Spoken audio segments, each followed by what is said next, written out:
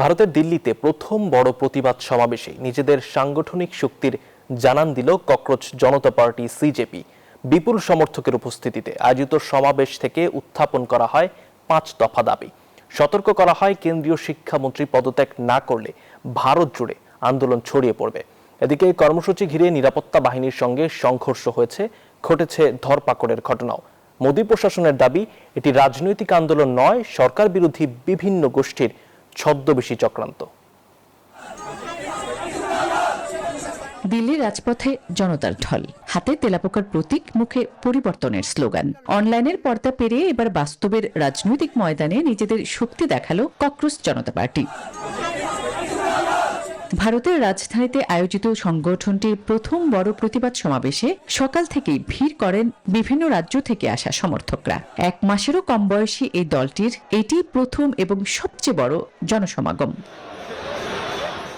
Bashundhara tissue, অশুদ্ধতার বিরুদ্ধে এক বিন্দুও ছাড় নয়। সমাবেশে যোগ দিতে যুক্তরাষ্ট্রের বোস্টন থেকে দেশে ফেরেন দলের প্রতিষ্ঠাতা 30 বছর বয়সী শিক্ষার্থী অভিজিৎ দীপকে। রাজনৈতিক সংস্কার, দুর্নীতির বিরুদ্ধে কঠোর ব্যবস্থা, মত প্রকাশের স্বাধীনতা সহ 5 দফা দাবি তুলে ধরেন তিনি। 5 बच्चों ने सुसाइड कर लिए, फिर भी आपने रिजाइन नहीं किया है। आपको शर्म नहीं आती? और कितने बच्चों का सुसाइड करने का वेट करेंगे आप जब तक रिजाइन नहीं करोगे तब तक हमारा मूवमेंट जारी रहेगा। কর্মসূচি ঘিরে উত্তেজনাও কম ছিল না। যন্তর মন্তর এলাকায় মোতায়েন করা হয় 2000-এর বেশি নিরাপত্তা কর্মী। ঘটে ধরপাকড়ের ঘটনাও। কেন্দ্রীয় সরকারের অভিযোগ, প্রতিবাদের আড়ালে বিরোধী রাজনৈতিক শক্তির ছদ্মবেশী চক্র সক্রিয়। অভিযোগ নাকচ করেছে সিজেপি।